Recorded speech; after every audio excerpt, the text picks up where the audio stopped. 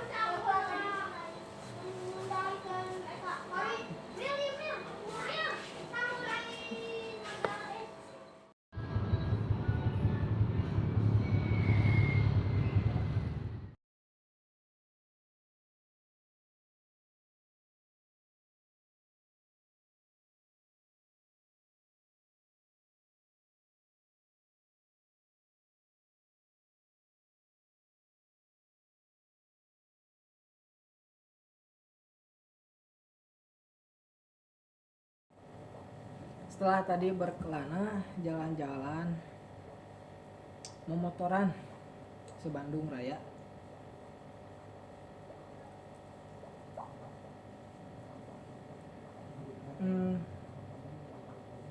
cuman ingin menyampaikan kondisi masyarakat saja.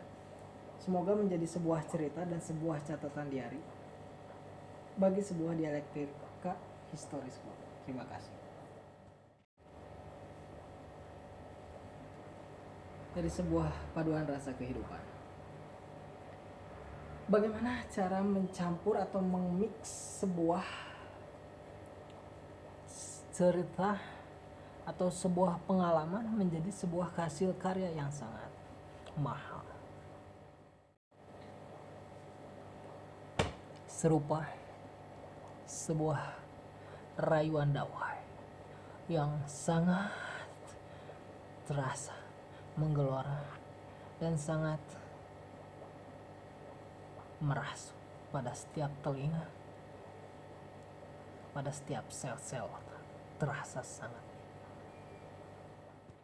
Jangan ingin membuat cerita kita agar menjadi sebuah cerita yang bagus, tapi bagaimana caranya membuat cerita kita menjadi sebuah cerita yang bermakna. Oke. Di sini kita mulai mempelajari bagaimana caranya menjadi sebuah individu yang sempurna bagi diri kita sendiri, bagi kehidupan kita, bermakna, memaknai sebuah kehidupan dan membagikannya dengan bahagia, membagikan kebaikan yang kita dapatkan menjadi sebuah nilai nominal yang sangat bermakna bagi kehidupan semua orang. Mulai memposisikan diri sebagai seorang yang benar-benar spesial lah bagi orang lain. Jadi kita itu merasa diperhatiin gitu, merasa diri kita itu benar-benar dibutuhin orang lain. Jadi seakan-akan kehidupan ini menjadi sebuah cerita yang tidak pernah usai. Jangan menjadi tokoh yang berwibawa lah, tokoh yang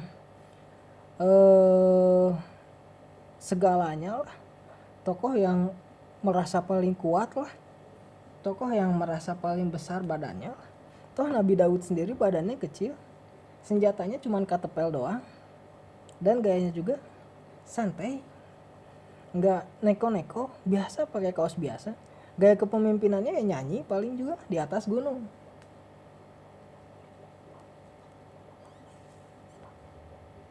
Jadi sebenarnya apa sih yang ingin kita dapatkan dari pelajaran ini?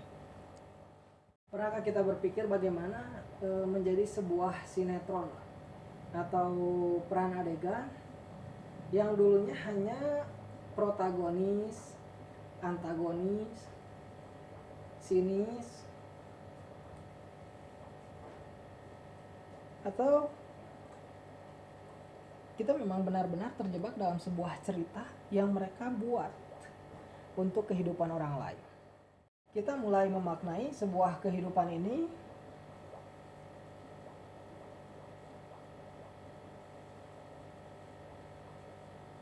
sebagai sebuah candu.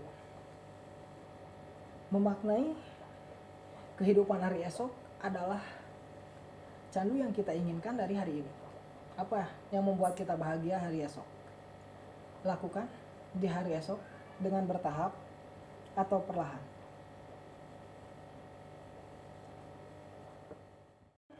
Kabar gembira berupa cerita-cerita yang sakit untuk kita dengarkan, atau cerita-cerita yang sedih untuk kita pertontonkan.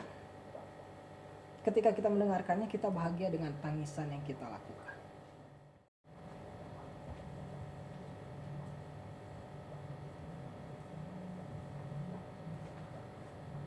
Terkadang meninggalkan sebuah rutinitas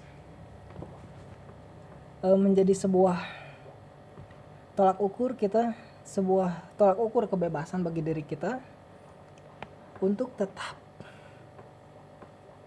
menjadi seorang diri kita, seperti itu.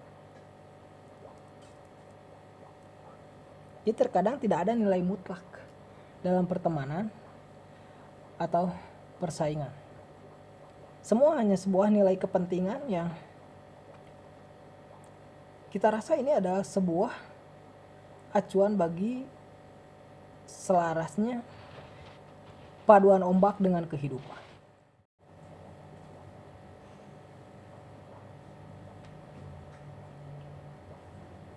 Pemikiran kita terkadang harus lebih maju dari hari esok dan hari ini.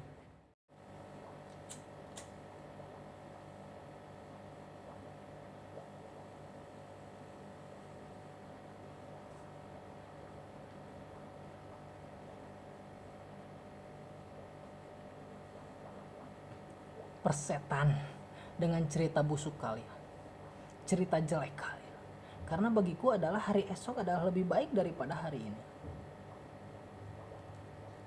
Begitupun hari selanjutnya selalu menjadi sebuah hari-hari yang menjadi sebuah perjalanan bagi kehidupan orang-orang para pencari kebenaran.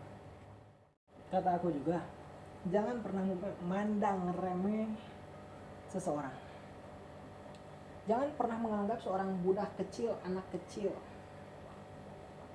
Terkadang anak kecil lebih pintar dari kebodohan kalian. Abu Jahal dan Nabi Muhammad misal.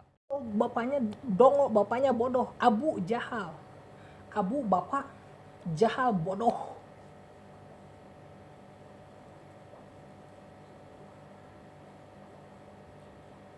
Kesehariannya dia berdiam diri di sebuah kuil atau sebuah mihrab atau sebuah tempat ibadah. Bagaimana kita menata diri kita menjadi lebih baik, menata diri kita menjadi lebih efisien dalam bekerja, efektif dalam berkata. Jadi dalam setiap kata dan perjalanan kita emang dibuat oleh perjalanan yang kita lalui sekian lama, sehingga nilai dari setiap kata, nilai dari setiap fase sangat mahal. Coba duduk sebentar. Kita coba gali informasi lebih.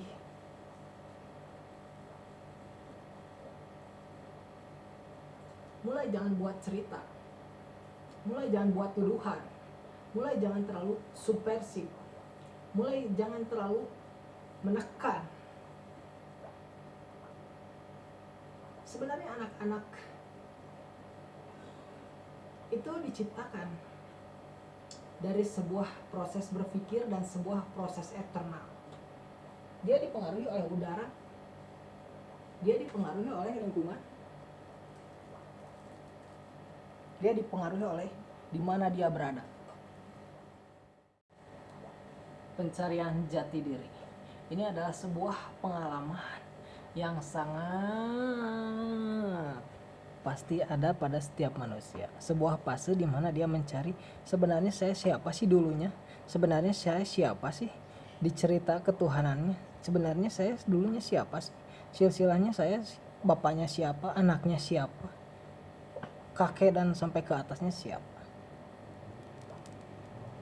Ini menjadi sebuah permasalahan ketika kita mengetahui siapa diri kita.